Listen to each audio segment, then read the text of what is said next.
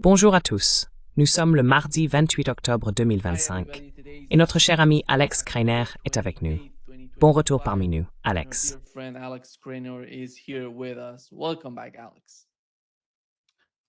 Ravi de te retrouver, Nima. Salutations à tout le monde.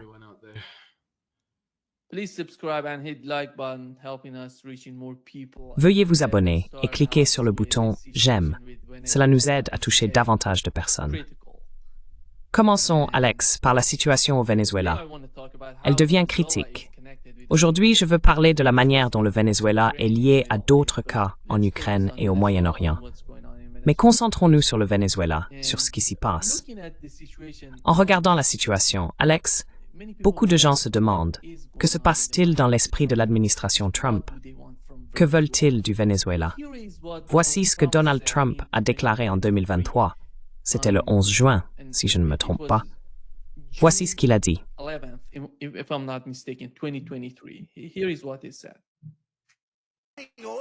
Du pétrole du Venezuela. Quand je suis parti, le Venezuela était sur le point de s'effondrer. Nous l'aurions pris, nous aurions obtenu tout ce pétrole. Ça aurait été juste à côté.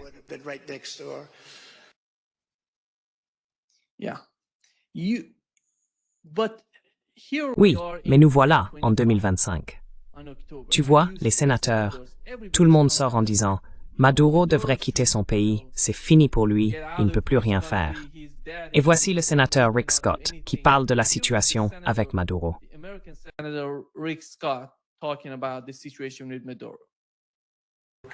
J'irai en Russie ou en Chine dès maintenant. Parce que Ces jours sont comptés. Quelque chose va se passer, que ce soit interne ou externe. Je pense que quelque chose va se produire. La puissance de feu au large des côtes, n'est-ce pas?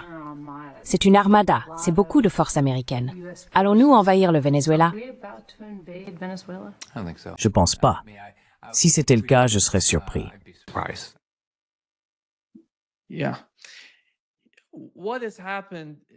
oui, ce qui s'est passé concernant le partenariat russe avec le Venezuela, nous avons appris hier, tout à coup, que Poutine avait ratifié le partenariat entre le Venezuela et la Russie. Un autre événement important s'est produit. Un avion russe, auparavant lié au groupe Wagner et actuellement connu pour transporter des mercenaires à travers l'Afrique, est arrivé hier au Venezuela. À quoi allons-nous être confrontés au Venezuela? Qu'allons-nous y voir? Et qu'en est-il ça, Puisse Ford?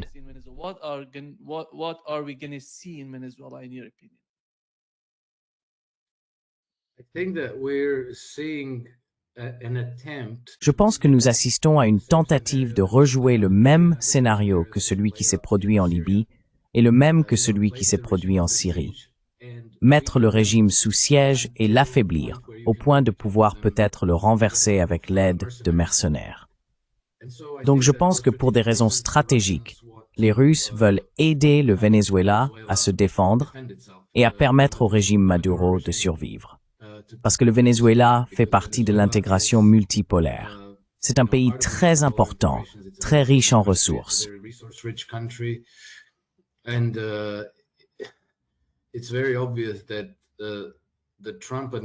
Il est très évident que l'administration Trump subit des pressions de Wall Street pour prendre le contrôle du Venezuela. Parce que, soi-disant, et vous savez, j'ai travaillé dans le secteur pétrolier pendant de très nombreuses années, je ne crois pas aux chiffres officiels qu'on nous présente.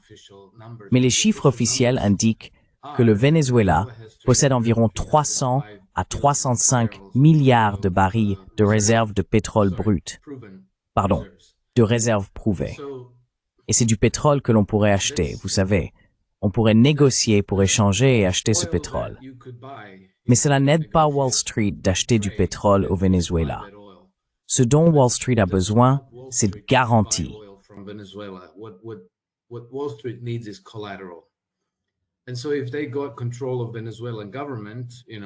Et donc, s'ils prenaient le contrôle du gouvernement vénézuélien, Maria Corina Machado, désormais auréolée d'un prix Nobel et de toutes ces bonnes choses, elle a déjà déclaré qu'elle privatiserait tout, qu'elle privatiserait la compagnie pétrolière nationale, PDVSA, et qu'elle ouvrirait grand les portes aux banques et aux entreprises étrangères pour développer le secteur des ressources naturelles du Venezuela. Ce serait un grand coup de pouce pour le système financier occidental, cruellement en manque de garantie, car il pourrait accorder d'importants prêts, non seulement à des sociétés comme ExxonMobil, BP et Shell, pour s'implanter au Venezuela, et tout garantir avec le pétrole brut vénézuélien comme collatéral, mais aussi accorder de gros prêts au gouvernement du Venezuela. They would also be able to issue large loans to the government of Venezuela. Again, it will be collateralized. Et cela serait garanti par les richesses en ressources naturelles du Venezuela. Ce serait donc un gain net complet pour Wall Street et peut-être pour les banques de la City de Londres. Je ne sais pas. Ce serait une perte pour tout le reste du monde. Autrement dit, vous demandez à des soldats américains d'aller se battre et de mourir. Vous gaspillez l'argent des contribuables américains pour financer les expéditions militaires que cela impliquerait. Pour cette raison, je pense qu'une invasion est très improbable. Car vous savez, on parle de la même armée qui n'a pas pu soumettre Ansar Allah au Yémen, qui a dû se retirer d'Afghanistan parce qu'elle n'a pas réussi à vaincre les talibans après 20 ans d'efforts et plusieurs milliers de milliards de dollars dépensés.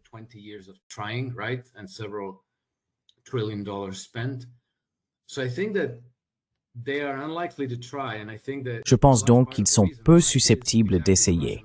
Et une grande partie de la raison en est précisément les armes antiaériennes russes, les Su-34, les missiles anti-navires que les Russes ont fournis aux Vénézuéliens.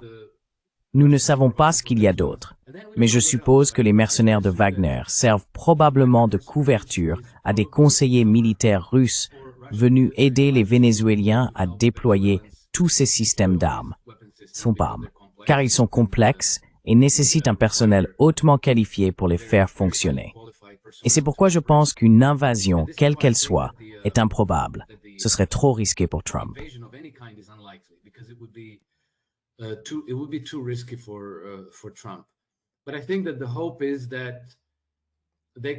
Mais je pense que l'espoir, c'est qu'ils puissent peut-être bricoler une sorte d'équivalent argentin, brésilien, bolivien, pas les talibans, mais le Front al-Nosra, l'équivalent sud-américain du HTS. Peut-être les faire émerger en Argentine. Peut-être que c'est en partie pour cela qu'ils renflouent l'Argentine et le gouvernement de Milei tel qu'il est, parce que nous savons que des conseillers militaires américains sont entrés en Argentine avec certains moyens militaires. Donc peut-être que c'est le même scénario qu'en Syrie. Et je pense que c'est pour cette raison peut-être que les Russes, entre autres, ont envoyé le personnel de Wagner pour assurer la défense du régime de Maduro.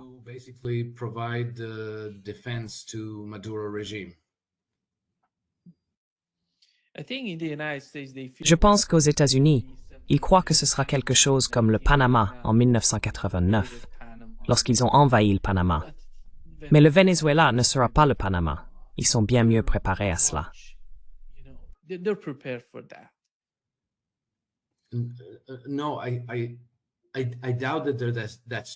Non, je doute qu'ils soient aussi stupides, Nima. Je pense qu'ils comprennent bien que ce n'est pas le Panama. Le Venezuela est avant tout un très grand pays. Ensuite, c'est un peu comme le Vietnam. Il est recouvert de végétation tropicale. Le régime vénézuélien a également eu 20 ans pour se préparer à cela. Parce que, tu sais, je me souviens qu'après le coup d'État manqué contre Hugo Chavez en 2003, Chavez avait donné une interview dans laquelle il disait « Eh bien, tu sais, j'ai tout essayé pour entretenir des relations coopératives et amicales avec l'Empire. » Et il parlait des États-Unis. Mais l'affrontement avec l'Empire est inévitable. Il arrive et il va se produire. Donc je pense qu'à cette époque déjà, au début des années 2000, ils savaient que cela allait arriver. Je pense donc qu'ils s'y préparent depuis longtemps et qu'ils sont probablement bien préparés.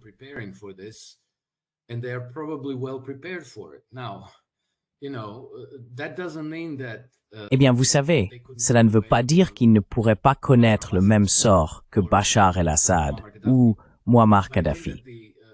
Mais je pense que cela va être très difficile.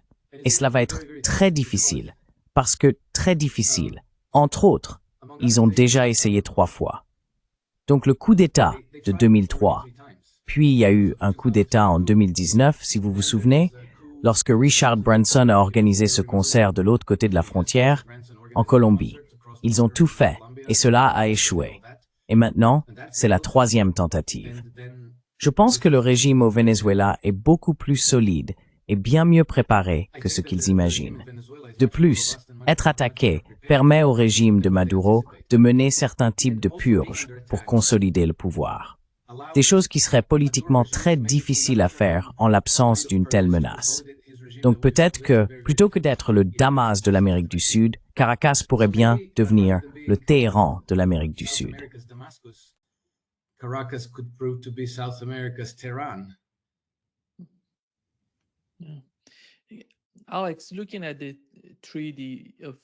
Alex, en regardant le traité d'amitié et de coopération signé entre la Russie et le Venezuela, on constate une expansion massive dans les domaines économiques, sécuritaires, culturels, tu sais, tous ces aspects.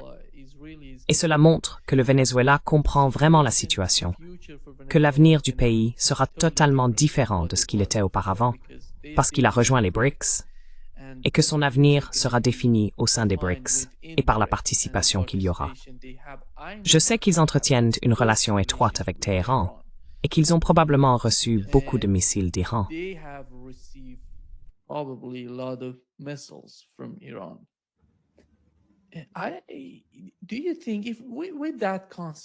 Penses-tu qu'avec ce concept, s'ils déploient des troupes au sol, ce qui serait suicidaire, à mon avis, pour l'administration Trump, s'ils se lancent dans des bombardements, l'autre camp peut riposter.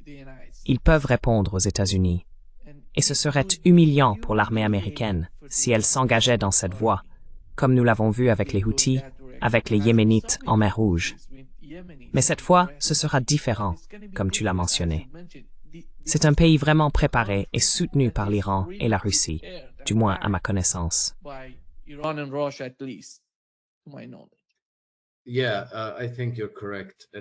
Oui, je pense que tu as raison. Et j'avais aussi oublié l'incident de la baie des Porcelets, le 3e. Donc celui-ci aurait été la 4e tentative. La baie des Porcelets a eu lieu, je crois, en 2020, si je ne me trompe pas. Ils avaient en fait organisé un groupe de commandos pour débarquer au Venezuela, et ils se sont fait attraper. C'était extrêmement embarrassant. Donc cela ne va évidemment pas se reproduire. Et je suis d'accord avec toi. Il existe une coopération étroite entre le Venezuela et l'Iran. Nous connaissons une partie de l'armement fourni par les Russes, mais j'ignore quel armement les Iraniens ont pu livrer. Les Iraniens disposent de missiles anti-navires très puissants qui pourraient faire partie de l'arsenal de Caracas.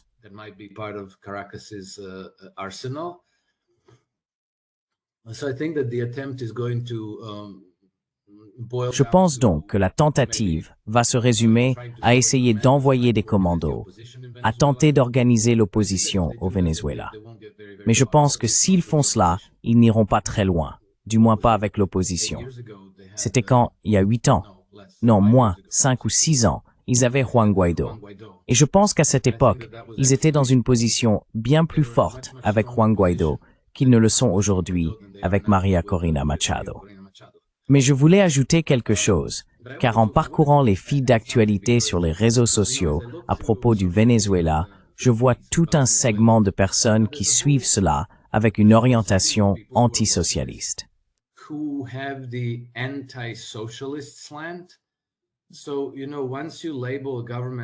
Alors vous savez, dès qu'on qualifie un gouvernement de socialiste, comme celui de Maduro, sans même examiner les nuances du cas, les gens pensent immédiatement « Ah, ce serait une bonne chose que ce gouvernement tombe, puisqu'il est socialiste. » Et puis vous savez, si cette lauréate du prix Nobel, María Corina Machado, arrivait au pouvoir, ce serait une amélioration.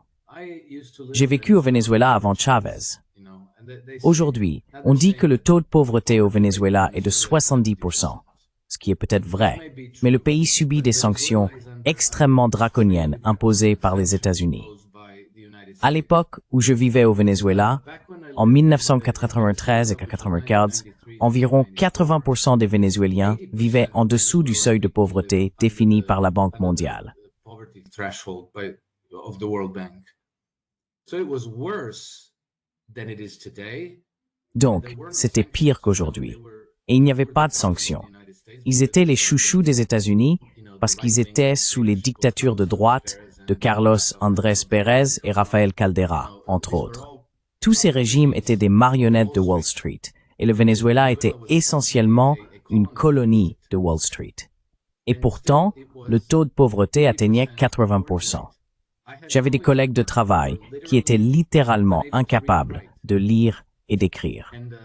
Je n'ai pas visité le Venezuela depuis les années 1990, mais d'après ce que je comprends, certaines choses se sont améliorées malgré les sanctions draconiennes.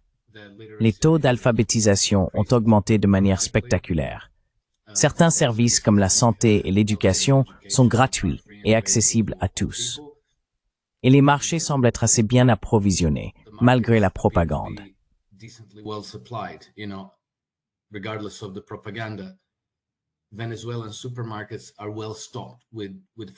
Les supermarchés vénézuéliens sont bien approvisionnés en nourriture.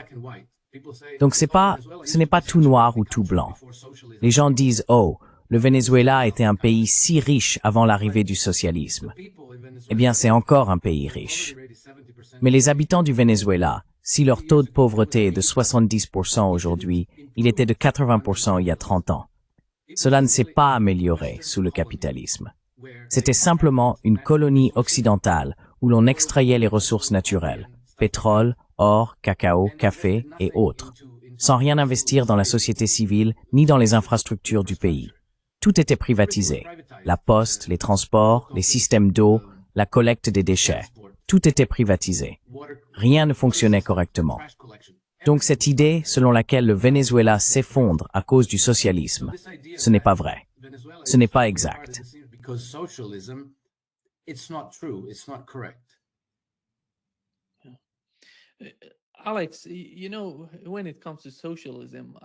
Alex, tu sais, en ce qui concerne le socialisme, je parle avec Michael Hodgson chaque semaine, ainsi qu'avec Richard Wolff.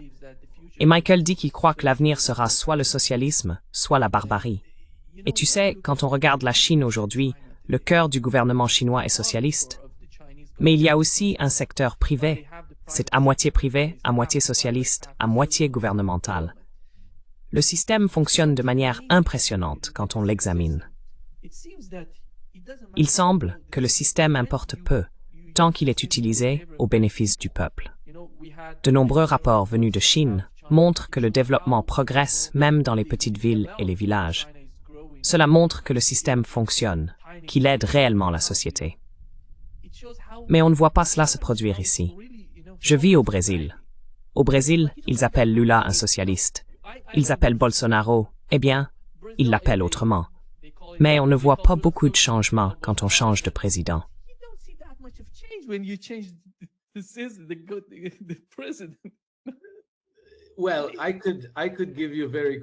Eh bien, je peux te donner un très bon exemple, Nima, parce que j'ai grandi sous le socialisme. J'ai vécu ainsi jusqu'à mes 20 ans, principalement dans l'ex-Yougoslavie, qui était un pays socialiste sous un régime communiste à parti unique.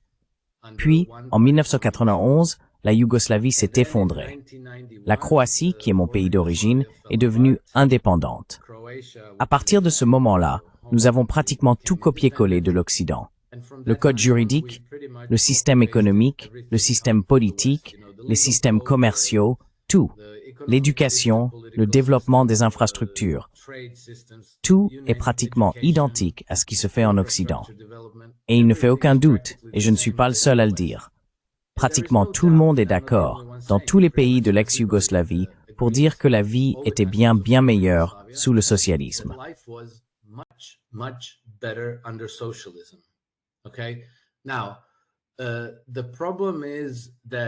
Le problème, c'est que je n'ai entendu personne, et je dois dire que cela inclut le professeur Richard Wolff, donner une véritable définition de ce qu'est réellement le socialisme. Nous vivons sous cette fausse dichotomie entre socialisme et capitalisme. Nous pensons que des pays comme les États-Unis, la Grande-Bretagne, l'Europe occidentale et le Japon sont des pays capitalistes, et que les pays socialistes sont des endroits comme la Chine, le Venezuela, le Vietnam, la Russie, des lieux de ce genre. Mais ce n'est pas vrai. Dans les soi-disant pays capitalistes, la plupart des nations ont une participation de l'État proche de 50% du PIB. Ainsi, les gouvernements représentent à peu près la moitié du PIB. En France, c'est même davantage, près de 57%.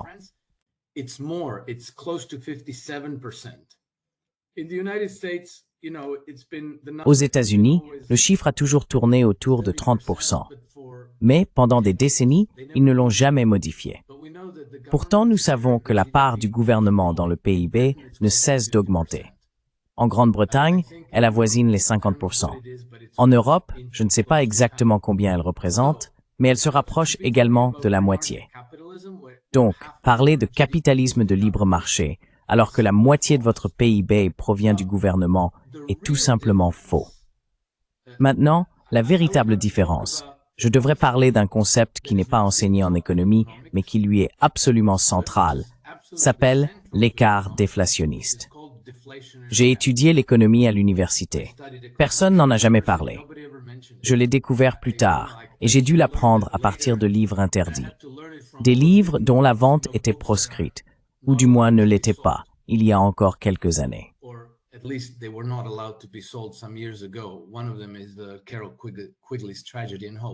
L'un d'eux est Tragedy and Hope, de Carroll Quigley. En raison de l'écart déflationniste, ce concept que je vais simplement laisser de côté pour l'instant, si cela intéresse quelqu'un, j'ai un article à ce sujet sur mon Substack. En gros, le gouvernement doit intervenir pour renforcer le pouvoir d'achat dans un système économique, car sans cette intervention, le pouvoir d'achat diminue systématiquement pour deux raisons principales. La première est que les gens ne dépensent pas tout l'argent qu'ils gagnent chaque année. Ils en mettent une partie de côté, probablement 5 ou 10%, sous forme d'épargne. Ce pouvoir d'achat est donc retiré du marché.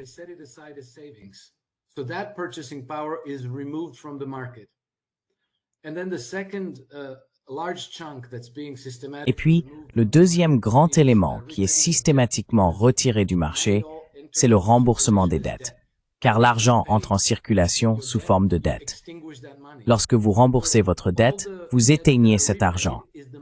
Ainsi, toutes les dettes remboursées correspondent à l'argent qui disparaît. À mesure que l'argent est retiré de la circulation par l'épargne et le remboursement des dettes, cela réduit le pouvoir d'achat de l'ensemble de l'économie. Et pour que tous les acteurs de l'économie, entrepreneurs, entreprises et gouvernements, puissent vendre leurs biens et services au prix qu'ils demandent, cela devient impossible. Ils doivent donc baisser les prix.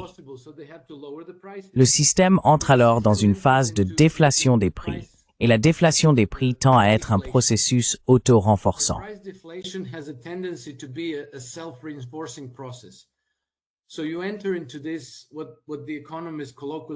Ainsi, on entre dans ce que les économistes appellent familièrement une spirale déflationniste de la mort. L'économie ne se stabilise que lorsqu'elle atteint un niveau d'activité correspondant à une dépression, c'est-à-dire une économie qui produit essentiellement le strict nécessaire, nourriture, vêtements, matériaux de construction pour réparer les toits et ce genre de choses. Et c'est tout. Elle se stabilise à ce niveau. Donc, pour que l'économie continue de croître, ce qui semble être une sorte d'impératif que tous les gouvernements poursuivent sans remise en question, il faut injecter constamment de nouveaux pouvoirs d'achat dans le système. La politique de taxation et de dépenses ne suffit pas, car si le gouvernement se contente de taxer les citoyens, puis de dépenser ses impôts dans l'économie, il ne crée pas de nouveaux pouvoirs d'achat. Il ne fait que le transférer de ceux qui l'ont gagné vers le gouvernement, mais la somme d'argent reste la même.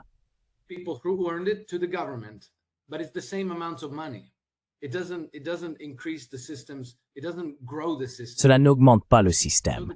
Cela ne fait pas croître le système. Donc le gouvernement doit s'endetter. Et c'est pourquoi si vous regardez les dettes du gouvernement américain, du gouvernement britannique, italien, allemand, français, japonais, de tous les gouvernements qui utilisent ce système monétaire, leur niveau d'endettement ne cesse d'augmenter. En même temps que leur déficit, ils doivent emprunter de l'argent. C'est-à-dire qu'ils doivent dépenser plus qu'ils ne perçoivent en impôts. Ainsi, vous verrez que les dépenses déficitaires augmentent elles aussi sans cesse. D'accord? C'est donc pour cela que la participation du gouvernement à l'économie ne cesse de croître. Et c'est une certitude mathématique, compte tenu du système monétaire que nous avons. Cela est vrai même pour ce que nous appelons les gouvernements socialistes.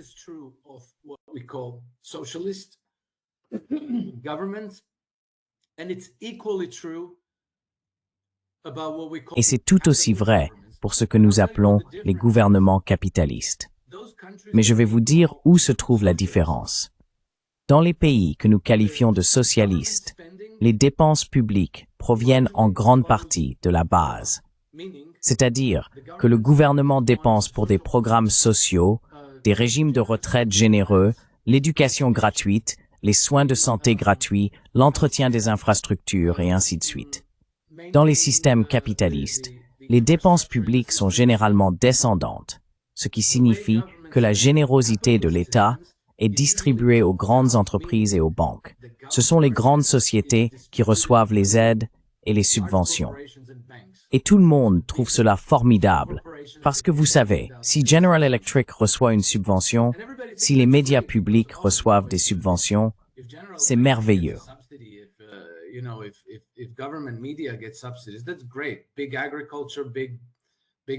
La grande agriculture, les grandes banques, le grand pétrole, ils reçoivent des centaines de milliards de dollars de subventions chaque année. Et tout le monde trouve ça formidable, parce que c'est ça le capitalisme.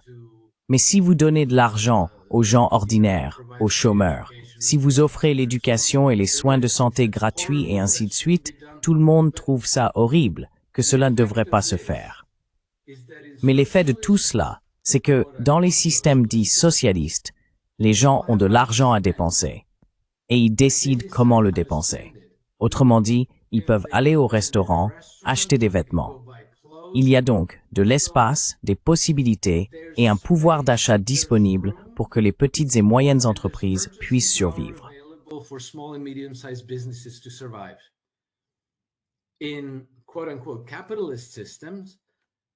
Dans les soi-disant systèmes capitalistes, l'argent va à General Electric, Lockheed Martin, Raytheon, Monsanto et à des entreprises de ce genre, d'immenses sociétés de santé, et ainsi de suite. Les gens n'ont pas d'argent, ce sont les grandes entreprises qui en ont. Et elles utilisent ensuite cet argent pour faire pression sur le gouvernement. L'effet ultime de cela est en réalité le fascisme. Car on crée des incitations à la collusion entre les grandes entreprises et le gouvernement. Et l'argent que l'on donne au complexe militaro-industriel tend à alimenter les guerres sans fin. On ne voit pas beaucoup de pays socialistes constamment en guerre, à gauche et à droite.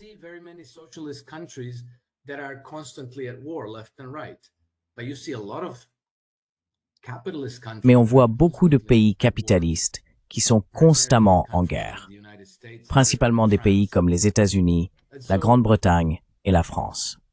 Je pense donc qu'une meilleure définition des différences entre ce que nous considérons comme le socialisme et ce que nous considérons comme le capitalisme est absolument essentielle pour avancer dans ce débat. Car pour l'instant, il n'y a presque pas de débat. Les personnes qui détestent le capitalisme le font pour des raisons idéologiques. Celles qui détestent le socialisme le font également pour des raisons idéologiques. On se retrouve donc avec deux camps qui ne sont même pas capables de se parler, si ce n'est pour s'insulter. Et je suis un ancien gestionnaire de fonds spéculatifs.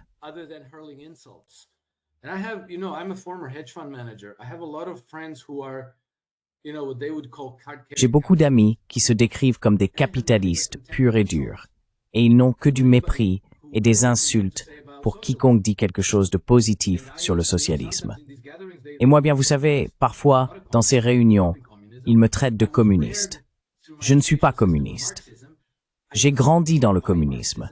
J'ai été élevé et éduqué sous le marxisme. Je n'adhère pas au marxisme. Je ne le soutiens pas, mais ce n'est pas tant une question d'idéologie, c'est une question de fonctionnement du système. Il faut une approche non idéologique, une mentalité d'ingénierie des systèmes pour commencer à comprendre quels sont les problèmes de la société.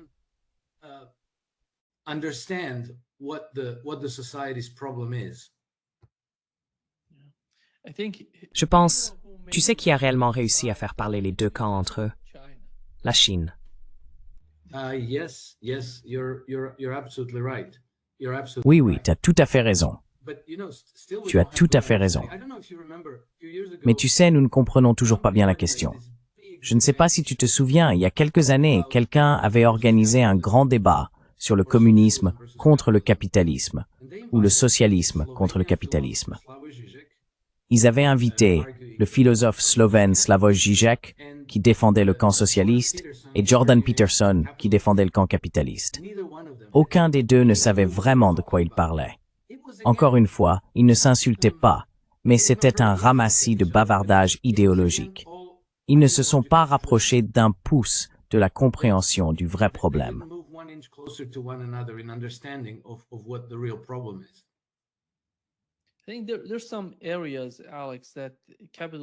Je pense qu'il y a certains domaines, Alex, où le capitalisme a échoué, comme la santé, l'éducation et la sécurité sociale.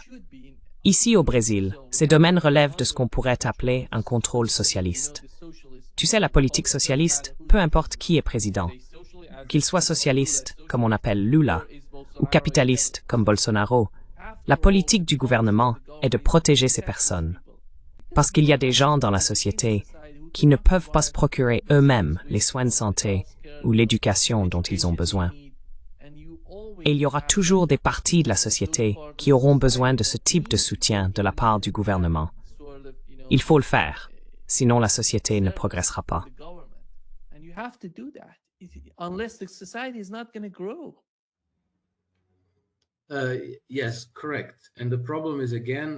Oui, c'est exact.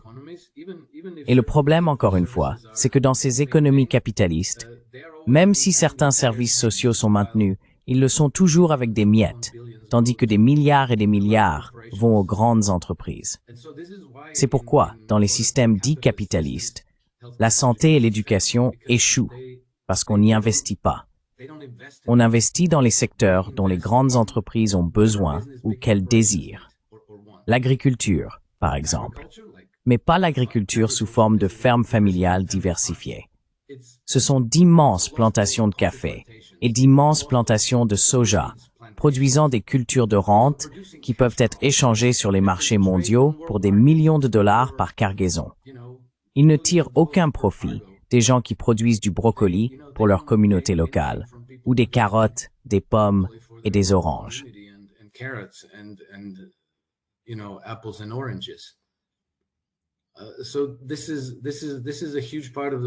C'est donc une grande partie du problème, et c'est un problème qui doit être discuté et débattu.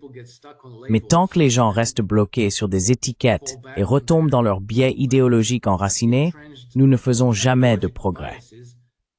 Et je pense que honnêtement, je pense que c'est en grande partie intentionnel aussi, car c'est une excellente façon de diviser le public contre lui-même. On convainc un groupe de personnes qu'elles sont capitalistes, ou on les laisse se convaincre elles-mêmes qu'elles le sont, et les autres qu'elles sont socialistes. Puis on les fait se détester, s'insulter mutuellement, et ne jamais, jamais aller au fond des choses. Quelqu'un d'autre en powerful.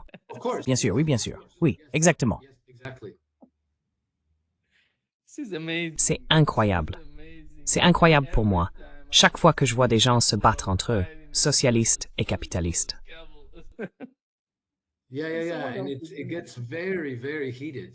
Ouais. Et ça devient très tendu. C'est très tendu. Mais ce n'est jamais un débat particulièrement intelligent. Non. Ils détestent juste, ils vont juste détester cette reine de l'aide sociale, cette mère qui a quelques enfants et reçoit, je ne sais pas, 2000 $ par mois pour les élever. Et ensuite, ils sont furieux que cette personne indigne reçoive de l'argent. Mais si Lockheed Martin reçoit 100 milliards de dollars par an, là c'est cool, parce que ce sont des hommes d'affaires en costume qui produisent des engins sophistiqués pour tuer d'autres gens. Génial. Tu vois, ça, c'est le capitalisme. Youpi, fantastique.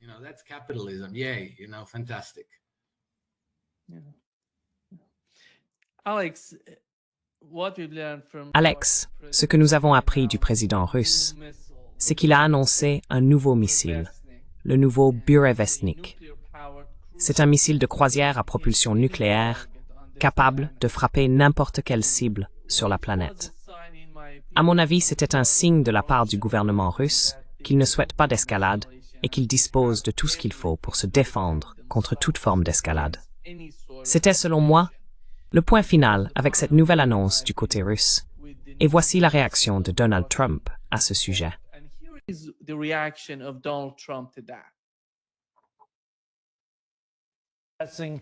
La menace russe, après que le président Vladimir Poutine et son principal général ont affirmé avoir testé avec succès un missile de croisière à propulsion nucléaire. Ils ne jouent pas avec nous, et nous ne jouons pas avec eux non plus. Nous testons des missiles tout le temps. Je ne pense pas que ce soit approprié de la part de Poutine de dire cela, d'ailleurs. Il devrait mettre fin à la guerre. Une guerre qui aurait dû durer une semaine en est maintenant à sa 4e année. C'est ce qu'il devrait faire, au lieu de tester des missiles.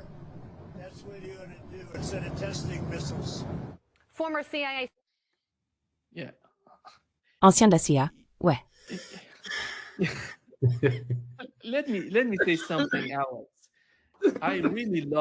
Laissez-moi dire autre chose. J'aime vraiment Paul Craig Roberts, parce que lorsqu'il s'est agi de la guerre en Ukraine, il a dit « Pourquoi Poutine fait-il traîner encore et encore le conflit en Ukraine ?» Et je me suis dit « De quoi parle-t-il » Parce qu'il parlait avec l'état d'esprit de Washington. Vous savez, c'est important à prendre en compte, car nous savons que ce n'est pas la même chose pour la Russie, la Chine et l'Iran. Leur façon de penser est différente, totalement différente. Mais Washington ne le voit pas ainsi. Il parle d'1 ou 2 semaines pour mettre fin au conflit. Vous savez, souvenez-vous simplement de ce qu'était l'Ukraine avant le début du conflit. 700 000 soldats préparés.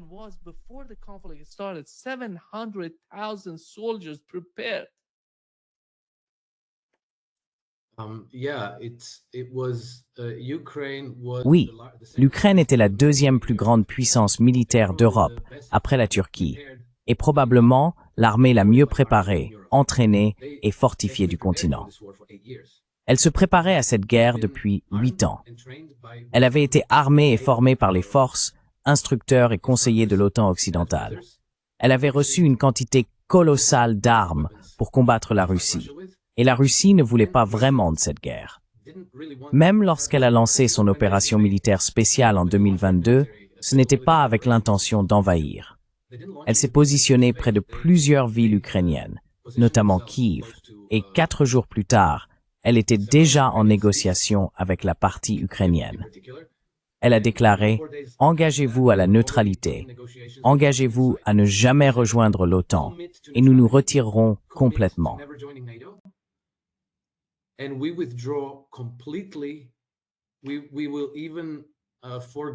Nous renoncerons même à notre plan de démilitariser l'Ukraine. Nous nous retirerons complètement aux positions d'avant l'invasion, d'avant l'opération militaire spéciale, ce qui signifie qu'ils se retireraient entièrement d'Ukraine, y compris du Donbass. Et ils ont dit, vous négocierez avec l'Ukraine, avec la République populaire de Louhansk et la République populaire de Donetsk, pour un statut spécial leur accordant une large autonomie au sein de l'Ukraine. Quant à la Crimée, son statut serait négocié sur une période de 10 à 15 ans. Il n'y avait donc alors aucun obstacle à la paix. Telle était l'intention de la Russie. Cette intention n'a changé qu'après que l'influence occidentale a fait dérailler le processus de paix à la fin de mars 2022. Puis Boris Johnson a atterri à Kiev sans prévenir et a dit à Zelensky de ne pas négocier.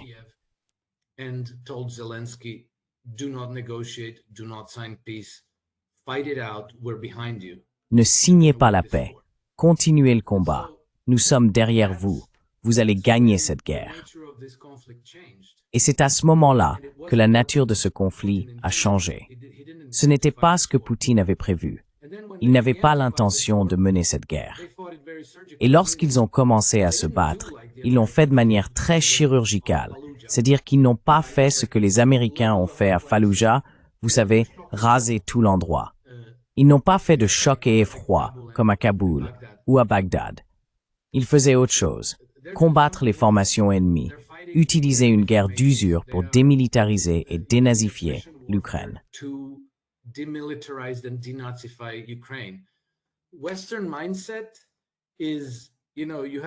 L'état d'esprit occidental consiste, vous savez, à devoir prouver sa supériorité en allant vite.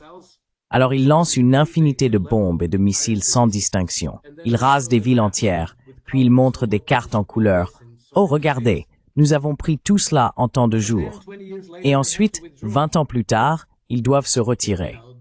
Vous savez, ce sont des victoires à la Pyrrhus. Ce ne sont même pas de vraies victoires. Ils ont dû se retirer du Vietnam, ils ont dû se retirer d'Afghanistan et ils devront se retirer d'Irak. Leur accueil à travers le Moyen-Orient s'épuise très vite.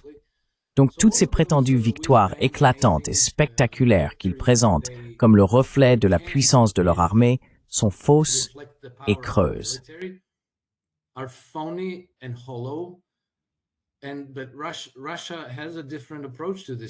Mais la Russie a une approche différente de cette guerre. Elle n'est pas menée pour impressionner les publics occidentaux. Elle est menée pour éliminer les menaces stratégiques pesant sur la sécurité russe. Les Russes se concentrent là-dessus. Je pense que si les membres de l'administration Trump avaient davantage écouté des personnes comme le colonel Douglas McGregor, ils auraient peut-être compris. Ils l'auraient probablement compris dès le premier jour. Mais non, ils écoutent ces imbéciles comme, oh là là, Ben Hodges, qui s'est trompé chaque jour depuis 4 ans, et sur pratiquement tout ce qu'il a jamais dit. Des gens comme ça. Et donc, eh bien, voilà pourquoi je pense qu'ils n'arrivent pas à comprendre l'Ukraine.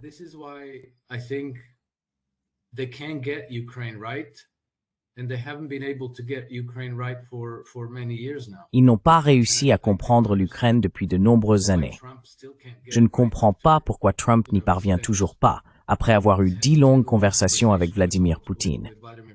Toute sa délégation a rencontré à plusieurs reprises leurs homologues russes. Steve Witkoff est allé s'asseoir à maintes reprises avec Vladimir Poutine et Sergei Lavrov. Tout cela leur a donc été expliqué. Ils devraient le savoir. C'est pourquoi je soupçonne que Trump ne dit pas cela parce qu'il le croit vraiment. Je pense que Trump le dit pour produire un certain effet auprès d'un public politique intérieur. Honnêtement, je refuse de croire qu'il soit aussi stupide.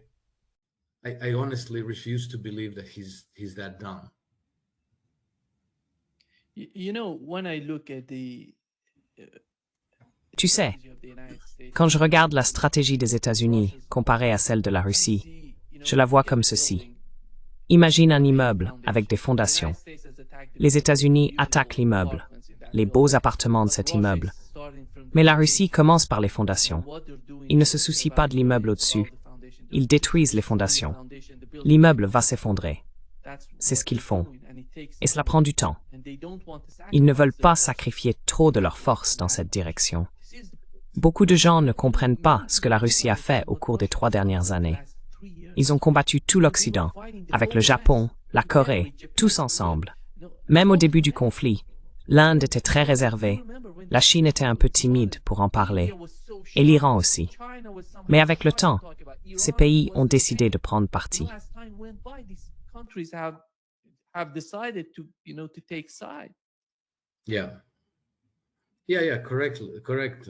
Oui, c'est exact, Nima. La Russie combat l'Occident uni.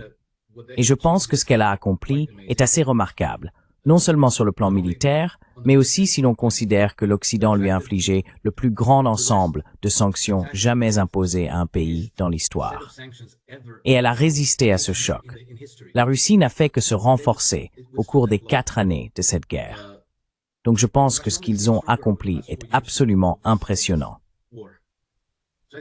Je dois aussi dire que si l'on compare la manière dont les Russes mènent la guerre à celle dont les Israéliens la mènent, et tu sais, quand je dis les Israéliens, je parle d'Israël en tant que partie de l'Occident, on voit alors la différence d'approche. D'un côté, dans une guerre bien plus vaste, il y a une attention très soigneuse à ne pas risquer inutilement des vies civiles.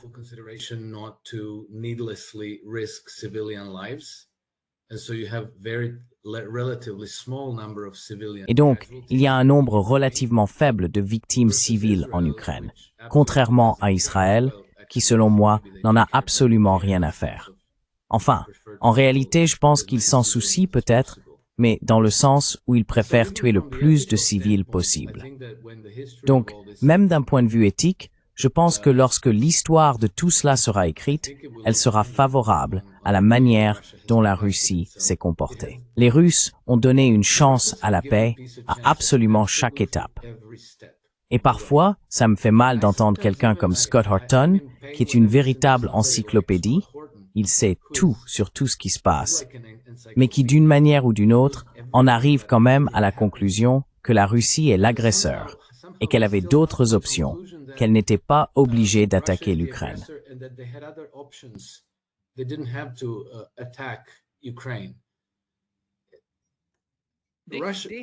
Ces personnes qui apparaissent dans Democracy Now! Ont le même genre d'état d'esprit. Tout cela, c'est du n'importe quoi.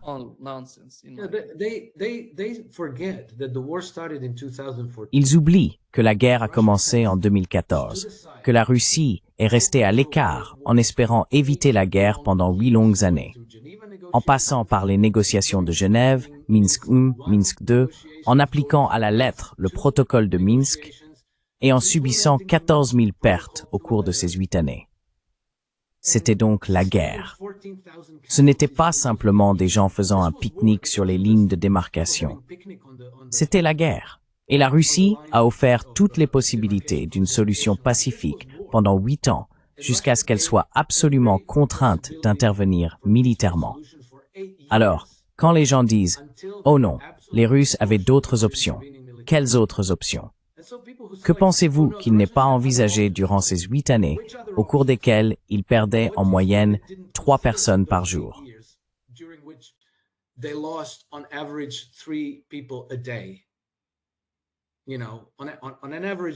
En moyenne, 14 000 personnes en 8 ans, soit environ 3 par jour.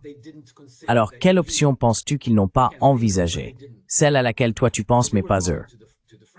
Ils parlaient avec les Français, les Allemands, les Américains, les Britanniques.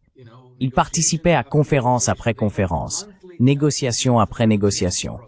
Ils tenaient des conversations téléphoniques mensuelles dans le cadre du processus de Minsk. Vladimir Poutine avec Angela Merkel, et non pas Macron, mais François Hollande. Ils en parlaient une fois par mois pendant 8 ans. Quelles autres options avaient-ils en février 2022?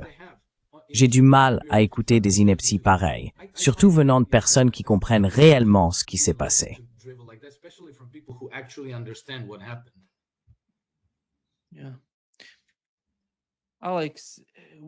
Oui, Alex, nous savons que Donald Trump a changé d'avis après avoir eu une réunion en Alaska avec Vladimir Poutine. Ensuite, il a déclaré que le cessez-le-feu était terminé, qu'on n'allait plus en parler parce que cela ne fonctionnait pas. Il semble que le président russe l'ait convaincu lors de cette rencontre qu'ils n'allaient pas l'accepter. Mais ensuite, il est allé au Royaume-Uni et il en est ressorti en disant que non, il fallait envisager un cessez-le-feu. Un cessez-le-feu immédiat. Ils discutent maintenant des principales divergences, tu sais, des mêmes points. Et tu vois Starmer se rendre en Turquie hier pour parler avec Erdogan. Je me disais, que se passe-t-il? Obama apparaît 3 fois à Londres. Starmer part en Turquie, et Erdogan déclare qu'ils sont d'accord avec l'évaluation du Royaume-Uni sur la question de l'Ukraine. Et voici ce qu'a dit Matt Whitaker, ce qui, à mon avis, montre l'objectif final de tout ce mouvement. Il parle de la situation dans laquelle ils se trouvent et de la politique qu'ils veulent imposer.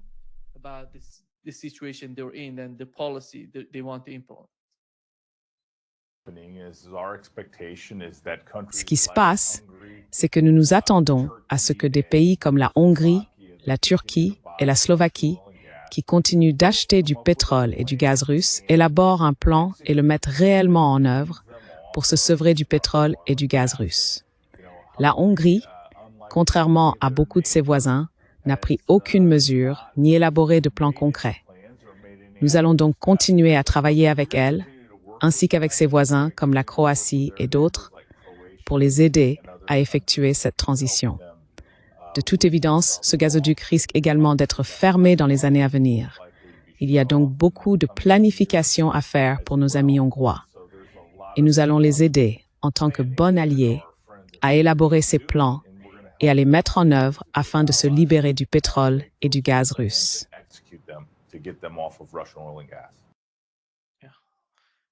Même ton pays en fait partie. Yeah. Look, Nima, Ouais, when I hear stuff like écoute that, Nima, I always have to quand ask j'entends des myself, trucs comme ça, je me demande toujours, est-ce que ces gens sont vraiment aussi stupides ou est-ce qu'ils jouent simplement la comédie, tu vois, comme une feinte? Je suis sûr que ce type veut dire partout. Il ressemble un peu à Keith Kellogg. Mais le fait qu'il soit dans cette position me fait me demander s'il ne laisse pas simplement certains acteurs là dehors faire leur numéro, avec l'idée de leur tirer sur la laisse et de les ramener à un moment donné. Parce qu'autrement, c'est juste trop idiot. C'est trop idiot. Ça n'a pas de sens. Tu vas couper les gazoducs qui vont de la Russie à la Hongrie et plus loin en Europe?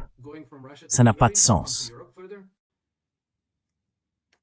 That doesn't make sense. You cannot supply European market. Vous ne pouvez pas approvisionner le marché européen en pétrole ou en gaz. Enfin, peut-être, vous savez, si vous conquérez le Venezuela, peut-être que vous le pouvez. Mais vous savez, tout cela remonte aux politiques impériales du colonialisme européen du 19e siècle. Sauf que cette fois, les États-Unis tiennent le premier rôle. Et la raison pour laquelle je n'y crois pas, c'est que cela va absolument à l'encontre de tout le programme MAGA de Trump, America First, du retour aux traditions républicaines des États-Unis et de l'adoption du système américain d'économie politique, par opposition au libre-échange colonialiste britannique. Alors je me suis gratté la tête en me demandant ce qui se passait bon sang. Peut-être que ce type est juste... Peut-être qu'ils l'ont simplement laissé sortir de la maison pour aboyer un peu, pour une raison quelconque.